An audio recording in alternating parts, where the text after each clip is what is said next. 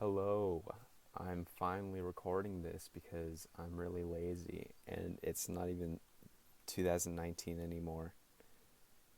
But I still needed to do this because I really want to.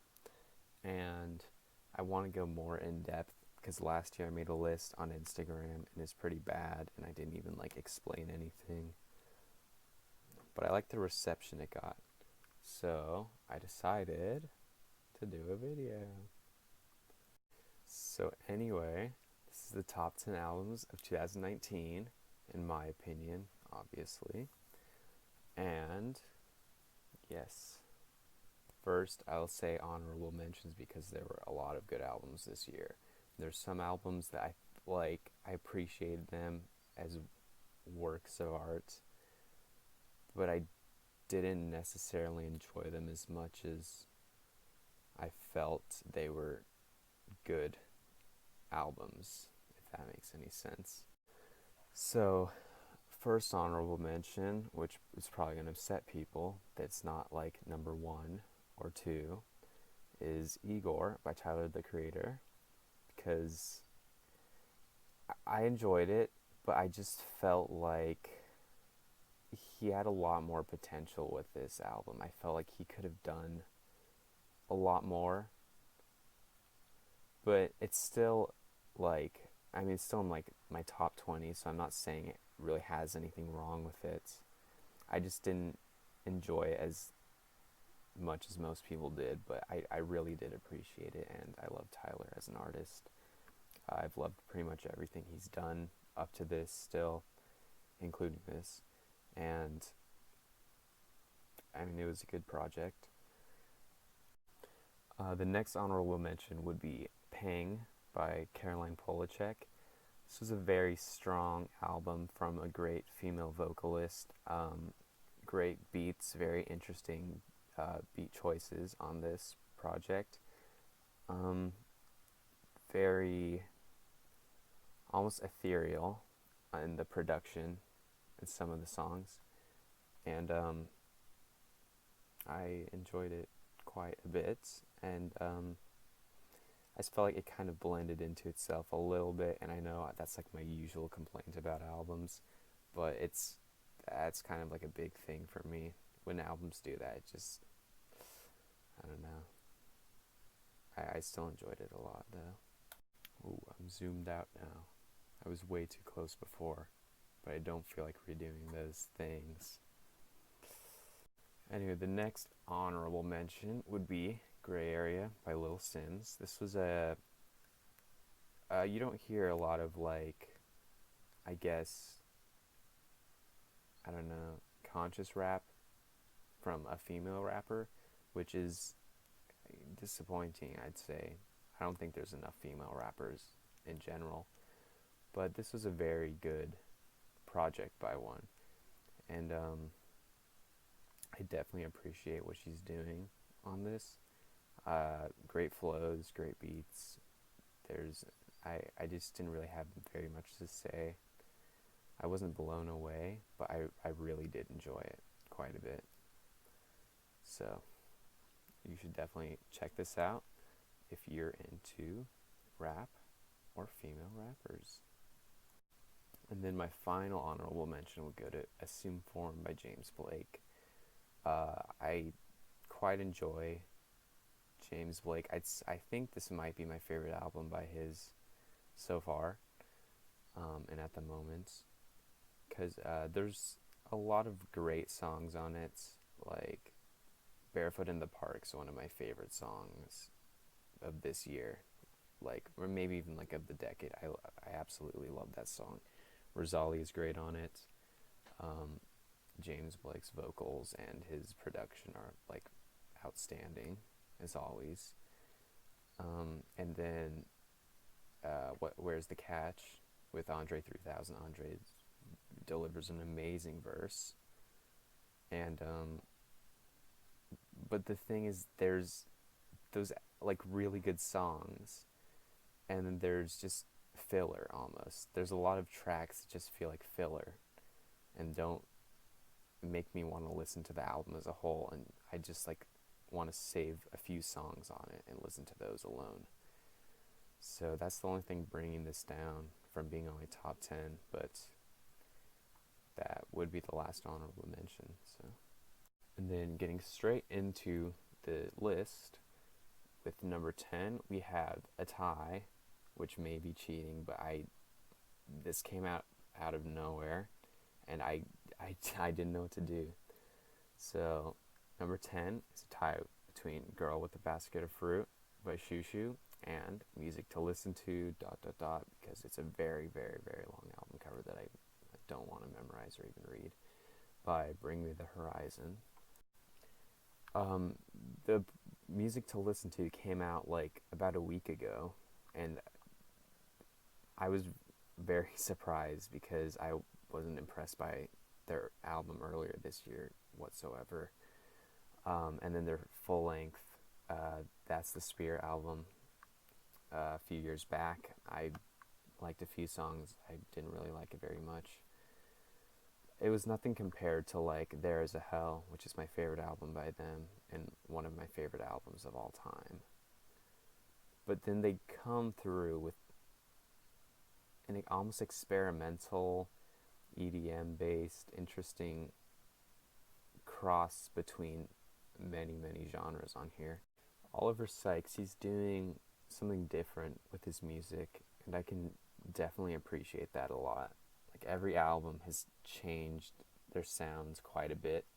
Like, even starting from Count Your Blessings to Suicide Season, it got less, hardcore to each album. And then with their earlier album this year, Ammo, they did try something else. They tried a more alternative rock style, even though they were alternative before, but they tried it a little differently. And it just didn't really land with me. But this one, they're trying something really different, and I really like it a lot. I love the features on this. I like the 20-minute cut on Underground Big Head Full of Hyena that all gives a 20-minute speech about countless topics from veganism to following your dreams, and it's he doesn't come off preachy, which it sounds like he would. I kind of, I guess, related in a way. I appreciate what he was saying, and he wasn't saying it in a way that sounds cliche.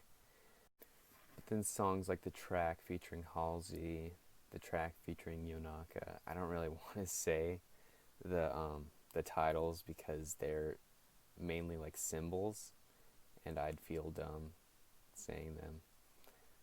Dead Dolphin Sounds is probably my favorite track. That's a really, really good one. I guess the only complaint I'd have is it isn't really Bring Me the Horizon. When you know a band made this album, it's a little less impressive because nearly every song has features on it. Oliver's vocals aren't on a lot. And it just seems like this could be a one-man operation, but the whole band is doing it. But I'm not going to take that away from them. I really appreciate this project, and I'm really excited to whatever's coming next in their catalog. And then, so, as I said before, I tied that with Girl with a Basket of Fruit by Xiu Xiu, because I felt I had to include both on this list because I really enjoyed both of them, and but I didn't want to have either be an honorable mention, and I didn't think any of them were above the number 10 spot. But anyway, Girl with a Basket of Fruit, it's, typical Xiu Xiu. It's not really anything out of their range. It's a little more intense than a lot of their stuff, I'll say. It's a little less entry level, but it's not really a problem since I'm a really big fan of that band. I can see how someone maybe wouldn't understand it. You could say that about any of their projects, but this album isn't for them. This album's for people who get the whole idea of Xiu Xiu, and not in a gatekeeping way, of course, but obviously some people aren't going to vibe with it, but I really appreciate what the band's doing. I love how they just go. Jamie Stewart just does whatever he feels like is, I don't know. He's a very talented individual, and I'm very excited for everything he's doing. I'm hoping to even see them on tour. If they do go on tour soon. My two favorite tracks would probably be the most entry-level ones, which I guess is kind of a given because I'm not really going to listen to some of the more interesting, weird, like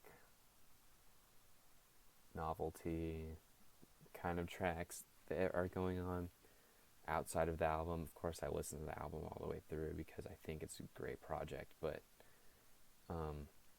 if I were to listen to songs outside, it'd be Pumpkin Attack on Mommy and Daddy, which is a interesting, like, it doesn't really fit the vibe of the album, but I mean, nothing really does. Like, the whole vibe of this album is nothing fits the vibe of it.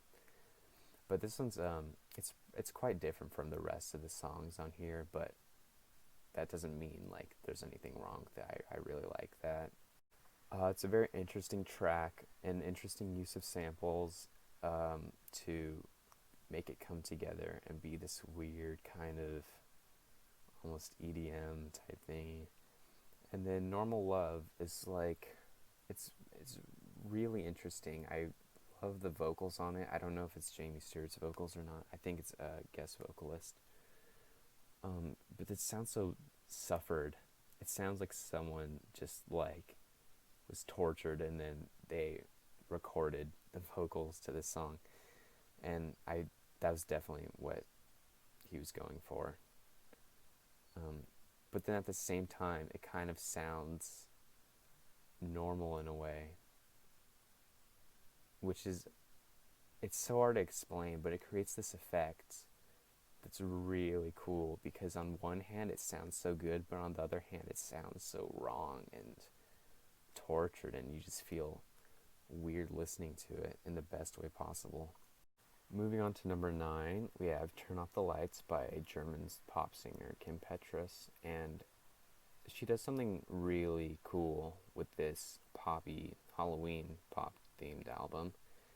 You don't hear a lot of that anymore, but it's really strong. I like how it flows into each other. The transitions are very smooth, very clean. The track There Will Be Blood is probably my favorite on the album and one of my favorite songs of this year. Very strong pop album. There isn't too much to say about this, and I have reviewed it on my page already, but I just really appreciate Kim kind of putting her input into the electropop scene, and I think electropop it's not as big as it was in the early 2010s, and it's one of my favorite genres, so I kind of miss it, and the nostalgia also makes this like so much better for me because electropop has been like one of my favorite genres for so long, probably my whole life.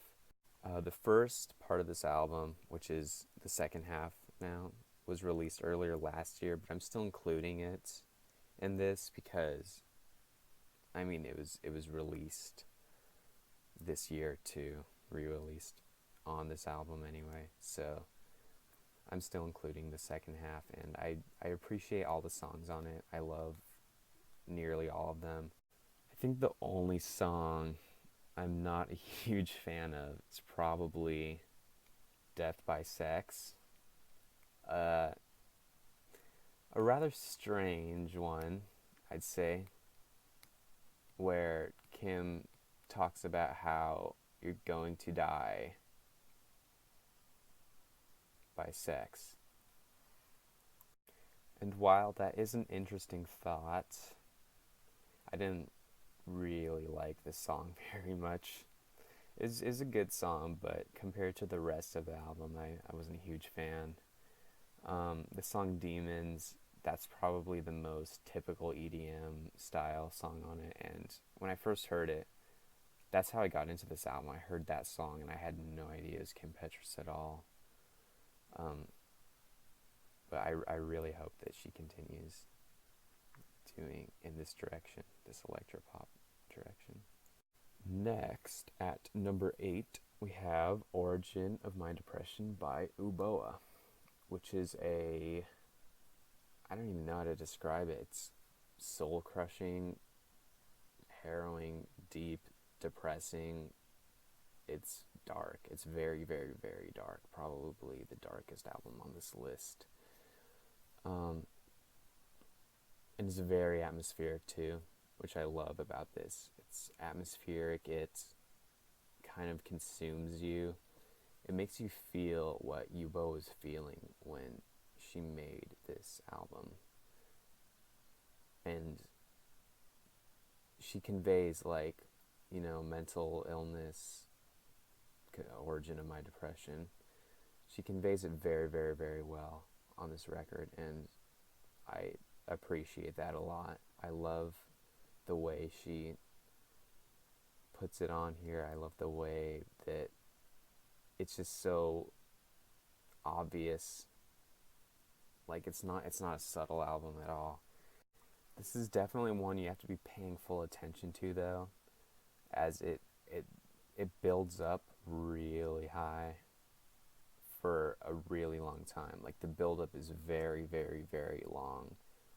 But I love when albums can do a really long build-up, because that just makes it so much better when you find out what it's building up to. I had no idea what it was going to build up to, and I was very shocked, but gladly shocked. And I don't even want to spoil it, really, as an album. There's a lot to say about it, but I think it's just better if you give it the, I think, 45-minute runtime. Just listen to it all the way through, and you'll understand what I'm talking about. Next up at number 7 is Charli by Charli XCX, and Charli XCX is one of the best pop singers currently. She's doing so much for the pop genre as a whole. She's definitely pushing the boundaries of what classifies, pop as pop. But at the same time, this isn't an unlistenable album if you don't like experimental music. I wouldn't even really say it's that experimental. It definitely does experiment a lot, especially on the track Shake It, which is probably the weirdest song I've heard in a really long time. But it's also probably my favorite song on the album, or one of my favorites at least. And it ranges from that really weird, interesting, experimenty type of style, and then it goes to very sweet, catchy pop ballads such as White Mercedes, which is a very sweet song, which I like it a lot. It makes me feel happy. And the features, that's probably the thing that made me love this album so much. Is Charli always puts together an amazing group of artists, very talented artists, to work on her album, and the features are amazing. I can't even think of them all right now. There's so many, and they're all so great. But I can't even think of my favorites because they're all so good. I can't pick out any specific ones. Christine and the Queens on the track Gone, which seems to be most people's favorite track. It's not really my favorite track, but it's still a really good track, and probably one of the best features of the album. Kim Petras on Click is great. I know this isn't part of the album, but Slater did a Click remix in her verses. Listen to her verse, it's really good. But there's so much to say about this, and that makes me wish I went back and did a full video review of it, and that's probably my problem with this video, and this video is going to end up being so long because I haven't done video reviews of any of these, and I have so much to say about all of these. But it's a really great album, and it's pretty surface level for an experimental pop album, so I definitely say listen to it if you like pop, if you like any of Charli's music, any of the features. If you like any of those artists, I'd definitely check out this album. At number 6, we have Anima by Thom Yorke. And aside from Thom Yorke's silly comments about Billie Eilish being the only good artist nowadays, he did put out a great album, and I'd even compare it to some of Radiohead's records. It's really, really strong. It's very, very atmospheric. That's the thing about this album. It's so atmospheric, and it just takes you to like another world, especially accompanied by the Netflix film, which short film which Thom Yorke did of the same name. It really paints an interesting picture in your mind of just like, I mean, I'm sure it's different for everyone, but for me, it just makes me imagine like sitting atop a cliff looking at like a busy city or something. You know, it sounds silly, but like this album really makes you feel something like that. It makes you like remember memories that have never happened in your life. And that's probably the weirdest way to describe this album or just any album in general, but it's it's really, really good. It's really just makes you feel happy, makes you feel swallowed by just the music and kind of forget where you are. The track Dawn Chorus, probably my favorite song of this year, is it's such an amazing song. The beat is very simple. It's probably the most simple song too, which is surprising that it'd be like my favorite and in my opinion the best song. But the beat is just so simple, but it just like pulls you away from your reality and makes you feel this kind of melancholy, nostalgia feeling. And I love music that makes me feel something that like I don't normally feel. And this album definitely does do it. This track definitely does do it. So check this album out. It's if you're a fan of Radiohead, you'll like this. If you like electronic music, you'll like this. If you like indie music, you'll probably like this. I'm pretty sure most people will like this. It's very surface level as well. And I just realized Thom Yorke probably wouldn't want me saying it's surface level, but it's a good thing in this case. And it's not always a bad thing. Every time I've said it in this video, it's not a bad thing. It's not meant as a bad thing. Number 5 is USA by Anamanaguchi, which is the best EDM album of this year. Like I can't even say one of the best. It's the best EDM album of this year. It's so powerful and so engaging.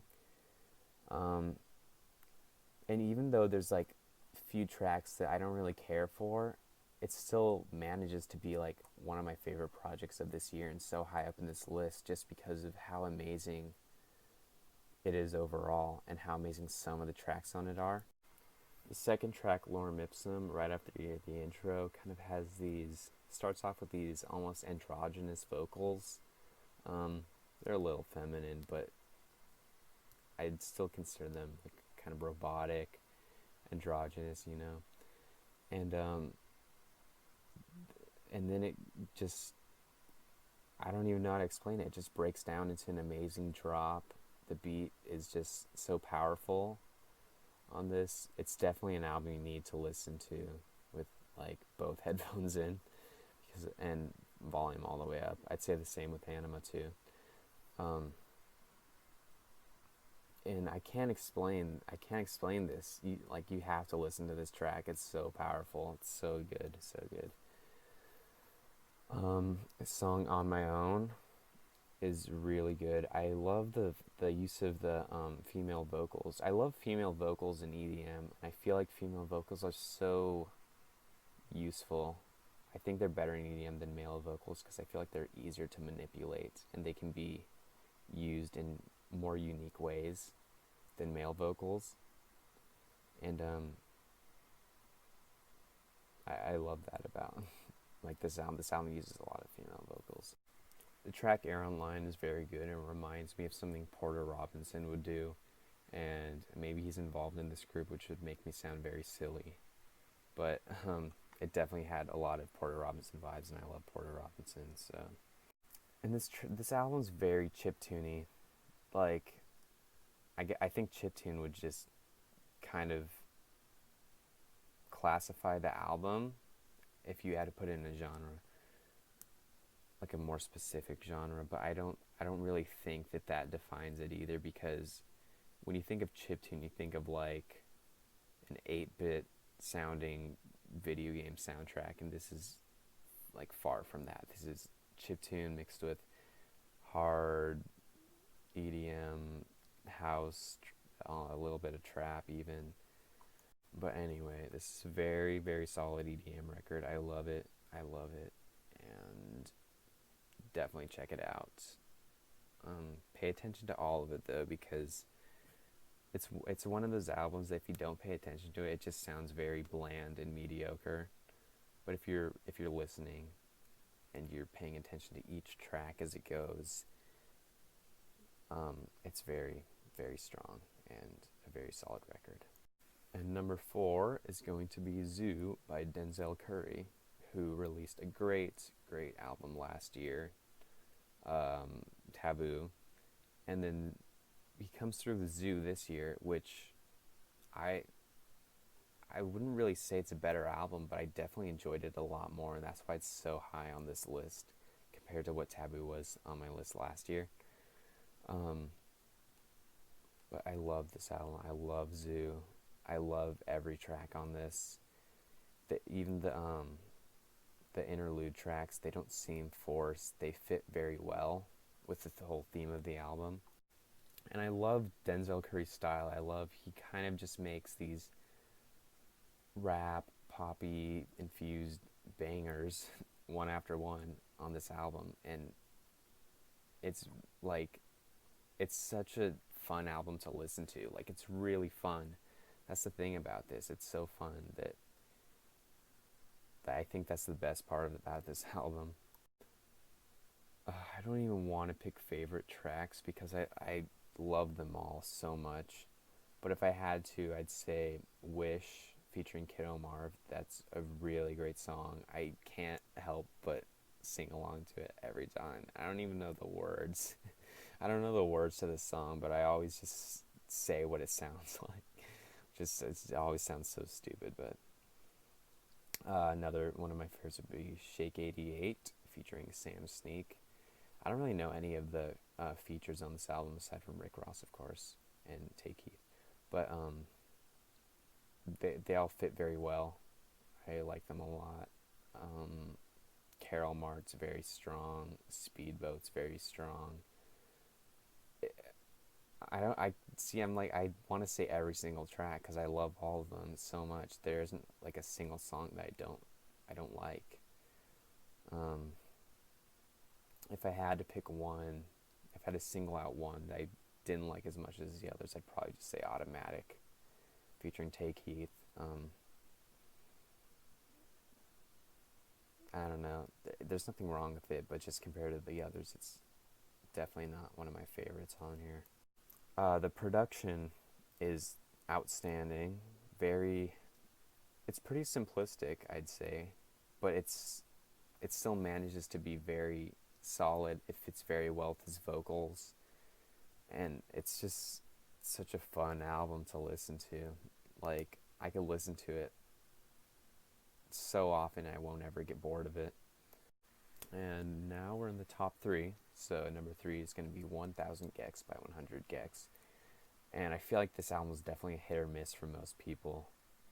Like, I can understand why people are going to be not appreciating this album. I think everyone should appreciate it, but I can understand why someone wouldn't like it. It's interesting. It's probably the most creative album I've heard in a really long time. And that's what I like about it so much.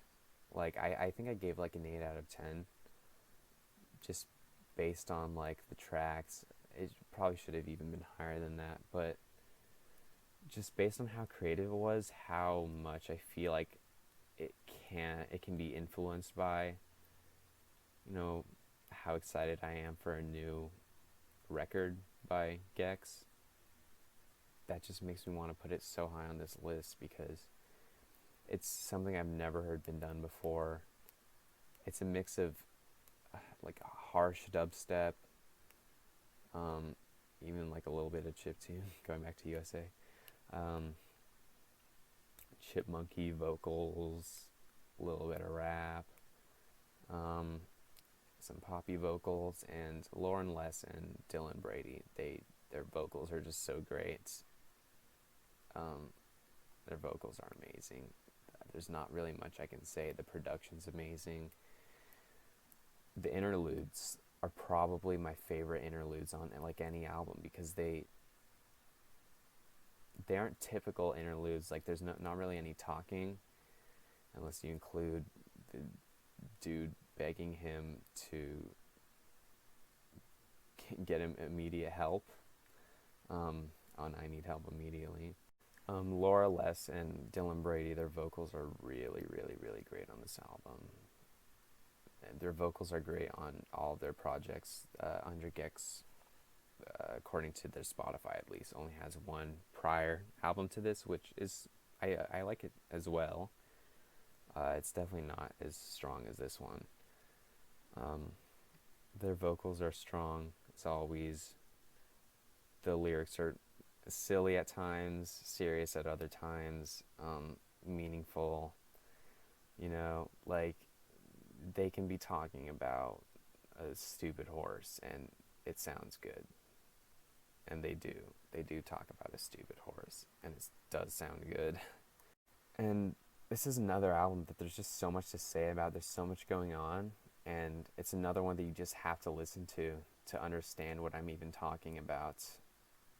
Because, like, I don't think if someone told me that there's going to be an incorporation of hard dubstep, rap, pop, indie, chiptune, maybe some house, trap, like so many different genres, a perfect blend of all of them, I wouldn't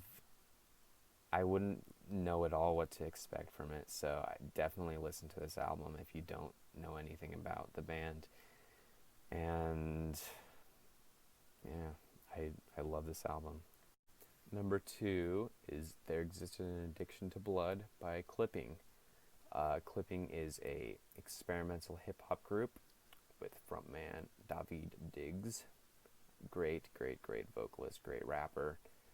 The flows on this album are so strong. That's the best thing about this album, definitely. The flows are very, very, very, very strong. The beats are solid too. On Nothing Is Safe, the beat, when it like breaks down into the chorus, the second chorus, the beat kind of gets like electronic in a way. In a way I haven't really seen been done in hip hop before, and it's a really great song. Blood of the Fang is a really great song too. Probably the most impressive flows on the album. The flows on this album are so impressive, but on this song they're just like next level. And I want to kind of give a shout out to their the EP they released later this year in December, I believe it was. The Deep, with 3 tracks on it, so I can't really give it a spot on this list. I just want to give a shout out because I appreciated it a lot, and I'd kind of want to include it since it's only 3 tracks. I'd kind of want to include it here, you know. Like The Deep is definitely the best song on it, and it's like the beat starts slow, and it's I'm assuming it's like he's like in like a submarine or something. They're going deeper, and like the deeper they go, the faster the beat changes. It gets really panicky. Like you listen to it and you feel like you're like gonna drown almost. It just feels like you're cramped in a submarine. The pressure's building. You know, kind of gives you that feeling, and that's really interesting. The other songs are pretty good. The other 2 songs are definitely nowhere near that song, but it's a great EP, and I just want to give a shout out to that. But anyway, going back to the album, it isn't that experimental in the sense where it's things you haven't heard before. Aside from maybe just random static cuts, and then the track Piano Burning, it's 10 minutes of just fire sounds, which is, I like the idea of putting just a song of just ambient noise on a rather dark hip hop, even horrorcore and style album, because there's a lot of talk of death, violence, drug abuse, dark themes on this album that David perfectly incorporates into his flows. So it's not just flowing for the sake of having a flow. He's talking about something that is meaningful as well. Anyway, now we're on to the number one album of the year, in my opinion. And it's going to sound dumb because I just said that, because it's an EP. And if you've been looking at my page, you probably already know what this EP is. And that would be Choke by Poppy. I love, love, love, love, love this album so much.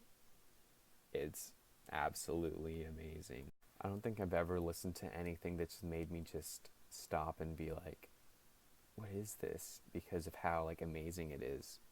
I was so shocked that I was listening to something that I reacted to as well as I did with this album. I loved it so much.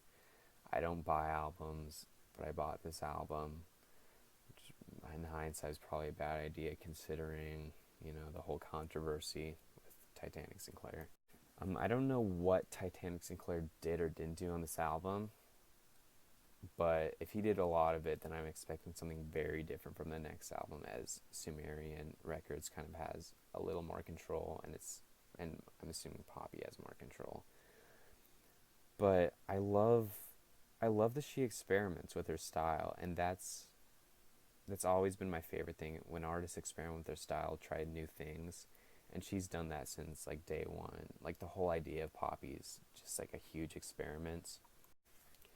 And I don't even know what to say about this. It's so solid, so strong. Starting off with the opening track, and title track as well. The beat on Choke is so strange. The whole album is so strange and so interesting, and you just can't stop. You can't look away from it, figuratively, of course, because you can't look at music. Choke is so strong. The song Voicemail is one of the more try-hardy songs, I guess, trying hard to be, weird, experimental, strange, but it still comes off very well, and I like the kind of a randomness of it, the phone sounds. Scary Mask is a kind of new metal type song, and I kind of felt like she hit some sort of formula with the whole new metal type thing. This is kind of a successor to her track X from I Am I a Girl, her previous album. But she still does it really well, and it there are new concepts being used on it, and it's still I love that song so much. I love in the beginning when the guitars come in and Poppy just goes. I like when she does that a lot. I like her vocals a lot. I like the kind of robotic feel she's giving. She's kind of always gave that, but it works very well on here. I just think that she works so well with this kind of, I describe it as post-pop, postmodernism almost type thing, where she's trying something new, definitely trying something that I've never really heard before, and I love that she's doing that. I'm really excited for her next record, though it seems to be a little more focused on new metal, hard rock, maybe even some noise rock. But I'm still like really excited. I think she has so much potential as an artist. Even without Titanic Sinclair, I think she has so much potential as an artist. I kind of got distracted, but the track Meets, pro-vegan anthem about like the life of an animal that's suffering from, um, the meat industry specifically. A very hard to listen to song, especially if you are vegetarian, you don't eat meat. I can see this song giving you like anxiety, freaking you out because it is very graphic. But this is the only song Titanic has vocal features on, and they're not bad. they're definitely not bad. Where I could see some people not appreciating them because it's Titanic, and supporting Titanic is comparable to supporting the meat industry. Anyway, the final track, The Holy Mountain. I don't want to choose favorites, but this might be my favorite. It's definitely one of the best closers I've ever heard on anything before. It starts so softly with her vocals, just talking about climbing the holy mountain, speaking to God. The religious themes are very interesting because I feel like the lore of Poppy's definitely kind of dead, but it kind of makes you question, like, is she talking about a Christian God? Is she talking about, like, her own God for the Poppy religion, the cult of Poppy, you know? But then you get to the chorus, and then when the beat kicks in, it just, like, hits you so hard. It hit me so hard. My jaw, like, literally dropped when I heard the beat kick in that chorus. I was, like, astonished, and I was like, this album is perfect. This is my only 10 of this year. Um, I loved it so much. I definitely would check this out. It's not really for everyone, but if you vibe with it, you'll definitely love it. It's so unique, and it feels like it's done just so much in general. I don't know. I feel like it kind of like, if you want to know like an album that defines my taste, I'd say this would be the album or EP to listen to. And that's gonna do it for the top 10 albums of this year. This video is probably gonna be very long, and a lot of people probably aren't even gonna watch the whole thing, and that's okay. I appreciate you even coming in for a little bit. And if you did make it to this point, I appreciate that a lot. A lot, a lot, a lot. Tell me what you think of it. I'll definitely link this on Instagram, so most of you are probably from Instagram. But thank you for watching. I probably look and sound really dumb. This is my first attempt to really make a video, like, seriously. But I tried, and I hope you like this, and I definitely check out all of these albums. I'll put the names of all of them in the description. I'll probably put the name up in the video for each album I say. And yeah, give it a like, maybe give me a subscribe, maybe give me a comment.